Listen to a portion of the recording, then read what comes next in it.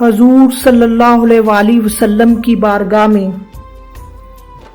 नाते रसूल मकबूल पढ़ने की सादत हासिल करूंगा। मुझे अपनी रहमत के साए में ले ले, मुझे अपनी रहमत के साए में ले ले। मोहम्मद मोहम्मद मेरी रूह बोले, ए शाहे मदीना फकीरे अजम हूँ, गमों में गिरा हूँ असीरे अलम हूँ। मुझे अपनी रहमत के साए में ले ले। मोहम्मद मोहम्मद मेरी रूह बोले, ये दुनिया भी क्या है, ये करबो बला है।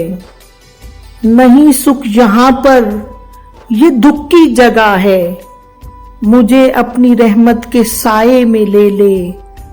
मोहम्मद मोहम्मद मेरी रूह बोले, हर एक सिमत तारीकियां है जहां में, गिरा हूं अजब दर अजब इम्तिहान में। मुझे अपनी रहमत के साए में ले ले। मोहम्मद मोहम्मद मेरी रूह बोले, यहां भी वहां भी तेरा आसरा है। तू ही दर्दमंदों के दिल की दवा है। मुझे अपनी रहमत के साए में ले ले। मोहम्मद मोहम्मद मेरी रूह बोले, बता ताज कब तक भटकता रहूंगा, जो बाकी उम्र है मैं कहता रहूंगा। मुझे अपनी रहमत के साए में ले ले। मोहम्मद मोहम्मद मेरी रूह बोले।